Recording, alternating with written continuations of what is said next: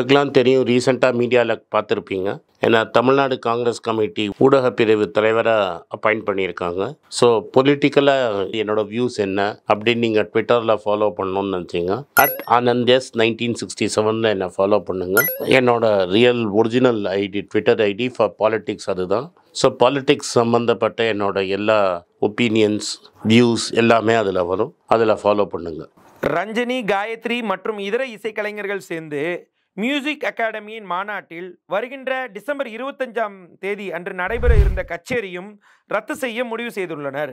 ஏனெனில் அந்த நிகழ்வுக்கு TM கிருஷ்ணா தலைமை தாங்குவார் என்பதால் அவர்கள் TM கிருஷ்ணா மீது குறிப்பிட்ட சித்தாந்த எதிர்ப்பை முன்வைத்துள்ளனர்.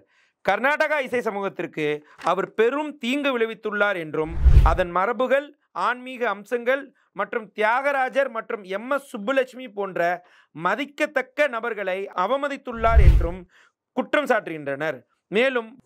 மேலும் பிராமணர்கள் மீது தீவிர எதிர்ப்புகளையும் பெண்கள் குறித்து அவதூறு பேசியதாக ஈவே ராமசாமி பெரியாரை ஆதரித்ததற்காகவும் TM கிருஷ்ணசாமியை விமர்சிக்கின்றனர். இதே சித்தாந்தத்தை பாஜக மாநில தலைவர் அண்ணாமலை அவர்கள் தொடர்ந்து தமிழக மக்களின் எதிர்ப்பு அரசியலை மேற்கொண்டு வருகிறார். வணக்கங்க. இந்த 2-3 நாளாக ஒரு பெரிய சர்ச்சை ஓடிட்டுருக்கு. நார்மலாக இதை பற்றி நான் பேசினதே கிடையாது. ஆனால் என்னை சேர்ந்தவங்களுக்கு எல்லாருக்கும் தெரியும், க்ளோஸாக இருக்கிறவங்களுக்கு எல்லாருக்கும் தெரியும், நான் கர்நாடக இசையில் ஒரு பெரிய ஃபேன் தான். எங்கள் வீட்டில் பல ஜெனரேஷன்ஸாக கர்நாடிக் மியூசிக்கை வாசித்து பாடி ஃபாலோ பண்ணுறது எங்கள் வீட்டு tradition. In fact one of my முன்னோர்கள் ஹிந்துவில் எடிட்டராக இருந்தவர் இந்த மியூசிக் அகாடமியோட ஃபவுண்டிங் மெம்பர்ஸில் ஒருத்தர். முதல் 150 பேர் மெம்பர்ஸில் இவரும் ஒருத்தர். இப்போ இருக்கிற இந்த அகாடமியில் TM கிருஷ்ணாவுக்கு சங்கீத கலாநிதி அவார்டு கொடுத்ததை ஏற்று ஒரு பெரிய சர்ச்சை நடந்திருக்கு. தமிழ்நாட்டுக்கே சேராமல் பாம்பேலேயே பிறந்து வளர்ந்த ஒரு சிஸ்டர்ஸ் 2 பேர் TM கிருஷ்ணாவை தரக்குறைவாக பேசி, பெரியாரை தரக்குறைவாக பேசி, அவர் ஒரு ஃபேசிஸ்ட்டுங்கிற மாதிரி அர்த்தத்தில் ஒரு ட்வீட்டு போட்டிருக்காங்க. அதுக்கு மெட்ராஸில் இருக்கிற 2 அண்ணன் தம்பி கர்நாடிக் மியூசிக் இருக்கிறவங்களும் சப்போர்ட் பண்ணி பேசியிருக்கிறாங்க. இன்றைக்கி ஒரு பெரிய தேசிய கட்சியோட தலைவராக இருக்கிற அண்ணாமலையும் ஒரு பர்டிகுலர் மேல்குடி சமூகத்துக்கு ஆதரவாக ஒரு ட்வீட் போட்டிருக்கிறார். ஸோ முதல்ல நம்ம ஹிஸ்ட்ரியை பார்த்துருவோம். தமிழ்நாட்டில் இசையை பிரபலமாக்கினது அந்த சங்கம், அந்த ஒரு பர்டிகுலர் கம்யூனிட்டி அப்படிங்கிற பேச்சில் ஆரம்பித்து அந்த தியாகராஜா அந்த கம்யூனிட்டிக்கு மட்டும்தான் சொந்தம் அப்படின்னு கொண்டாடிட்டு இருக்காங்க. அப்படி தான் அந்த தாத்பரியம். TM கிருஷ்ணா அதுக்கு அகென்ஸ்டாக கேள்வி கேட்டு செபாஸ்டியன் பிரதர்ஸ் அப்படின்னு யார் ஆக்சுவலாக மிருதங்கத்தை பண்ணுறாங்களோ அந்த தலித் சகோதரர்களை பற்றி எழுதினதெல்லாம் இவங்களுக்கு ரொம்ப வருத்தம். பட் இப்போ உண்மை என்னங்கிறத இந்த பாம்பேலேருந்து வந்தவங்களுக்கு, நீங்கள் இந்த அரசியல்லாம் பாம்பேலேயே வச்சுக்கோங்க, நீங்கள் தமிழ்நாட்டுக்கும் வரவும் வேணாம், நீங்கள் இங்கே கர்நாடிக் மியூசிக் பாடாதது எங்களுக்கு நல்லதுன்னு வரலாறோட சொல்லுவோம். தமிழ்நாட்டில் தியாகராஜாவுக்கு அப்புறம் முத்துசாமி தீட்சிதருக்கு அப்புறம் பெருசாக முதல்ல தமிழ் பாட்டை பெருசாக்கினவர், தமிழ் ரிசர்ச் பண்ணது பாடல்களில் மேல்குடி மக்கள் இல்லை, அப்ரஹாம் பண்டிதர்னு ஒரு கிறிஸ்டியன் நாடார். அவர் எழுதின புஸ்தகம் இன்றைக்கி வரைக்கும் ரொம்ப பாப்புலராக இருக்குது. வெள்ளக்காரங்க அவருக்கு ராய் பகதூர் அப்படிங்கிற டைட்டில் கொடுத்தவர். தஞ்சாவூர் பக்கத்தில் ஒரு சித்த ஹாஸ்பிட்டலும் வச்சு அதுக்கு தனியாக ஒரு பண்டிதர் தோட்டம்னு ஒன்று வச்சு எல்லா ஹர்ப்ஸையும் க்ரோ பண்ணார். அவர் பேரன் கூட பெரிய மியூசிக்காலஜிஸ்ட்டு. அவர் 1916 பரோடாவில் ஆல் இண்டியா மியூசிக் கான்ஃபரன்ஸில் பங்கெடுத்துட்ருக்கார். இவர் அந்த இவங்க சொல்கிற கம்யூனிட்டிக்கு சேர்ந்தவர் இல்லை. 2வது வீணா தனாம்பால்னு ஒரு லேடி இருக்காங்க. அவங்களோட வந்தவங்க தான் பிருந்தா முக்தா. இது மாதிரி பெரிய சங்கீதம், கர்நாடிக் சங்கீதம் நீங்களே பிருந்தா முக்தாலாம் பார்க்கலாம். அவங்களும் இந்த மேல்குடி கம்யூனிட்டியை சேர்ந்தவங்க கிடையாது. சரி, சின்ஸ் அவங்க தியாகராஜாக்கே அவமானம் ஆயிடுச்சு அப்படிங்கிறத திருவையாரோட வரலாறுல நம்ம பார்ப்போம். திருவையாறில் ஒரு தியாகராஜா சன்னதி இருக்குது. அதாவது இது திருவாரூர் தியாகராஜர் இல்லை, திருவையார் அப்படிங்கிற ஊரில் பாடின தியாகராஜர், ராமரை பற்றி பாடின தியாகராஜாவுக்கு ஒரு சன்னதி இருக்குது. அந்த சன்னதியை மேல்குடி மக்களாக கட்டினாங்க இல்லை.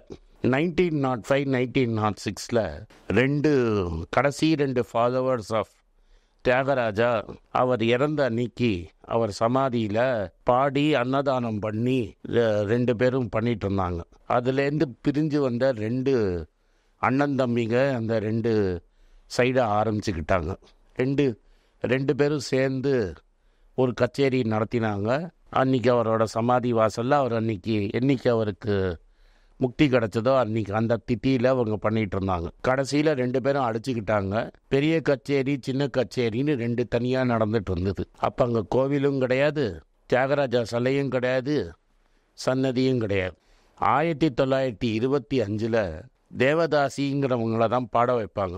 இல்லாட்டா பெண்கள்லாம் பாடக்கூடாது. இந்த பாம்பே அறிஞர்களுக்கு இதெல்லாம் தெரியுமான்னு எனக்கு தெரியாது.